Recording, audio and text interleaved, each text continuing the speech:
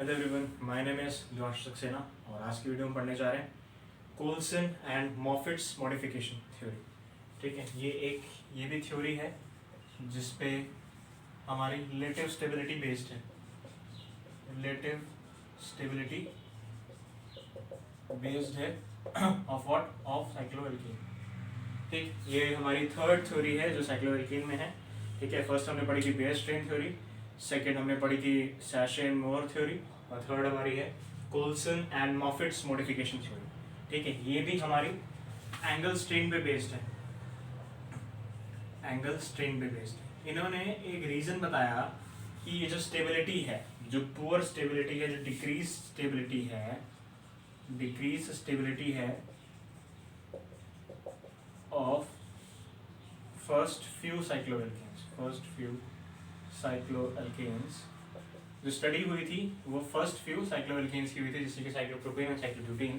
ठीक है, उनकी स्टडी हुई थी। तो कि किस बेसिस पर उनकी जो स्टेबिलिटी है वो डिक्रीज हो रही है। बेसिकली जो फर्स्ट बेसिस हमने जो पढ़ा था बेयर्स में वो था एंगल स्ट्रेन। तो एंगल स्ट्रेन की जो मॉलिक्यूलर ऑर्बिटल पिक्चर है उस पर ही ये बेस्ड है। ठीक है, कोल्सन एंड मॉफिट्स थ्योरी। इसमें क्या है, इन्होंने बताया कि ड्यू टू पुअर ओवरलैपिंग,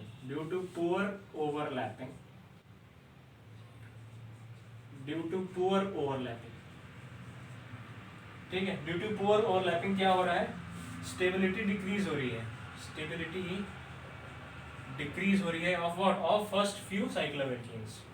ठीक है, अब ये भैया पुअर ओवरलैपिंग क्या है? पुअर ओवरलैपिंग क्या है? नया वर्ड सुनने को मिला, पुअर ओवरलैपिंग।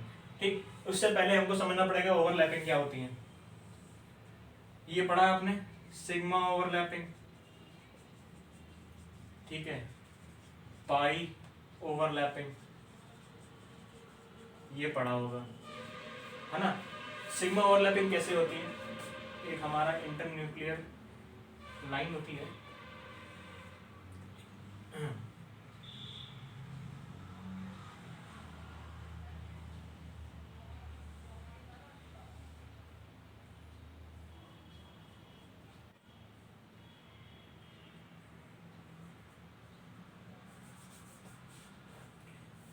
हमारे जो सिग्मा जो होती है उसमें क्या होता है, एक ऐसे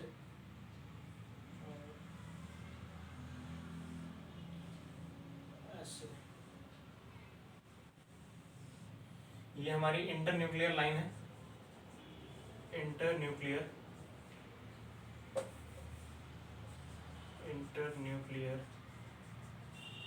लाइन है, जिसमें कि ये जो सिग्मा बॉन्ड जो होता है वो ये लाइन के ऊपर नीचे इक्वली डिस्ट्रीब्यूट होता है। क्या होता है? इक्वली डिस्ट्रीब्यूट होता है। ये आपने पढ़ रखा है सिग्मा ओवरलैपिंग में। ठीक है, सिग्मा ओवरलैपिंग में क्या होते हैं, ये जो हमारे ये जो डबल शेप का है, जो इसमें क्या है, ये तो हाइड्रोजन हो गया और ये जो कार्बन हो गया, कार्बन कार्बन ओवरलैपिंग होती है। कार्बन कार्बन ओवरलैपिंग पे ये जो हमारे दो ये लाइंस हैं, ये इस इंटरन्यूक्लियर लाइन पे इक्वली जो है एडजस्टेड होंगी, इक्वली हमारे क्या होंगे, ओवरलैप होंगे। ये हमारी होती है इक्वल डिस्ट्रीब्यूट। ठीक, ये तो हो गई सिग्मा ओवरलैपिंग। पाई पाई ओवरलैपिंग आपको पता है साइड बाय साइड होती है। ठीक है, साइड बाय साइड होती है, ये हो गई पाई पाई पाई ओवरलैपिंग। ठीक, तो इनको हम कहते हैं क्या? इनको हम कहते हैं गुड ओवरलैपिंग। क्या कहते हैं? Good overlapping. ठीक, ये समझ में आया कि अगर इंटरन्यूक्लियर लाइन के जो इक्वली अपोजिट साइड जो है वो इक्वली डिस्ट्रीब्यूट है तो वो क्या है, हमारी गुड ओवरलैपिंग है। ठीक, अगर अभी हम जो है पुअर ओवरलैपिंग की बात करें, ठीक, पुअर ओवरलैपिंग तो देखो क्या होती है। पुअर ओवरलैपिंग क्या होता है, ये हमारी इंटरन्यूक्लियर लाइन है। ठीक, तो एक पार्ट बहुत ज्यादा है और एक पार्ट छोटा सा है, एक पार्ट बहुत ज्यादा है और एक पार्ट छोटा सा। तो ये जो हमारा है, ये जो ओवरलैपिंग है, ठीक, इसको हम बोलेंगे पुअर ओवरलैपिंग। क्या बोलेंगे? Poor overlapping. ठीक, यानी कि ये जो बॉन्डिंग हो रही है, जो ओवरलैपिंग हो रही है, वो एक तरफ जो है कम साइड में है और एक तरफ ज्यादा है। ठीक है, तो स्टेबल पोजीशन पे नहीं आ रही, इसकी वजह से क्या होगा, इसको हम बोलते हैं पुअर ओवरलैपिंग, और इसको हम बोलते हैं क्या, बेंट ओवरलैपिंग, बेंट ओवरलैपिंग या फिर बेंट एंगल, और एक नाम से और जानते हैं, उसको बोलते हैं, सॉरी बेंट बॉन्ड कहते हैं इसको, बेंट बॉन्ड, एंड एक नाम से और जानते हैं इसको बोलते हैं बनाना बॉन्ड, बनाना बॉन्ड, ठीक, बनाना बॉन्ड से नाम से आया था, क्योंकि अगर आप अगर मैं बताऊंगा, अगर हम साइक्लोप्रोपेन के स्ट्रक्चर में अगर हम इनको बनाना, जो बेंट बॉन्ड है इसको रखते हैं तो ये कैसे शो होगा, बताता हूँ मैं आपको। ये है हमारी साइक्लोप्रोपेन, ठीक है, ये साइक्लोप्रोपेन है, इनमें जो बॉन्डिंग होगी वो कैसे होगी, देखिएगा बड़े ध्यान से।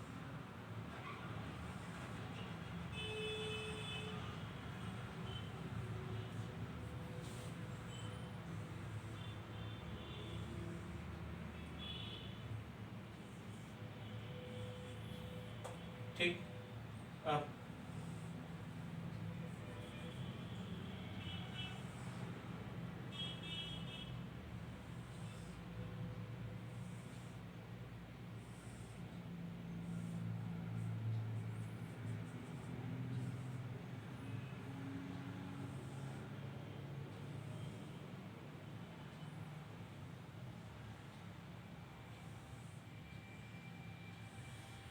ये जो बॉन्डिंग हो रही है ये कुछ बनाना की तरह लग रही है आपको, मतलब अगर हम 3 बनानास एक साइड में ऐसे रख दें, ऐसे रख दें, ऐसे रख दें, तो कुछ ऐसा शेप नजर आएगा, कैसा, ऐसा,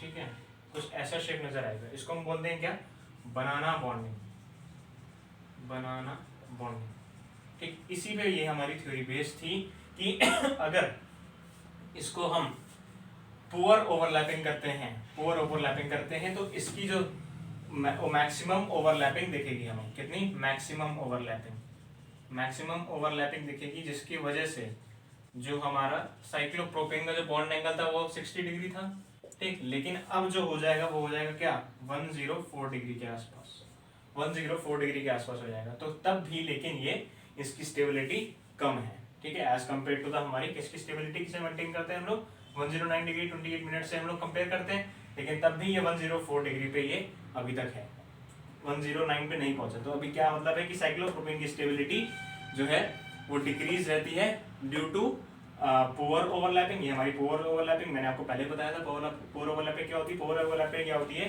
कि अगर ये हमारी इंटरन्यूक्लियर लाइन है तो अगर एक तरफ ज्यादा है और एक तरफ कम है, ठीक है, एक तरफ ज्यादा है तो एक तरफ कम है, तो उसको हम बोलेंगे क्या, पुअर ओवरलैपिंग, ठीक। वहीं अगर गुड ओवरलैपिंग क्या होती है, अगर हमारी तरफ दोनों तरफ जो है सेम है, दोनों तरफ अगर सेम है, ये हमारी इंटरन्यूक्लियर लाइन है,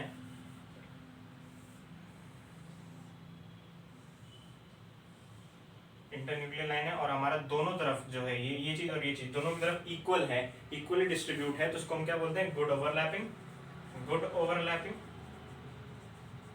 और इसको बोलते हैं क्या, bad overlapping, bad overlapping. Bad overlapping अगर हम पूरे साइक्लोप्रोपेन के स्ट्रक्चर में करवा दें, ठीक है, साइक्लोप्रोपेन के स्ट्रक्चर में करवा दें तो क्या होगा, उसका जो मैक्सिमम ओवरलैपिंग होगा वो तो होगा ही होगा, और मैक्सिमम बॉन्ड एंगल भी आ जाएगा, जिसकी वजह से उसका बॉन्ड एंगल क्या हो जाएगा, 104 डिग्री, ठीक, और जो है उसकी तब भी लेकिन स्टेबिलिटी कम रहेगी। पूरा यही जो थ्योरी है यही उन्होंने दी थी कोल्स एंड मॉफिट्स मॉडिफिकेशन में, बस यही था कि मैक्सिमम पुअर ओवरलैपिंग की वजह से जो उसकी रिलेटिव स्टेबिलिटी है वो कम है for first few cycloalkenes only, cyclopropane and cyclobutane only, ठीक है। So this was the video, hope you like it, hope you understand well. अगर कोई आपको डाउट है तो प्लीज कमेंट सेक्शन में पूछ सकते हैं, और बाकी तो मैंने समझाई दी अच्छे से, कोई दिक्कत हो तो आप कमेंट सेक्शन में पूछिएगा।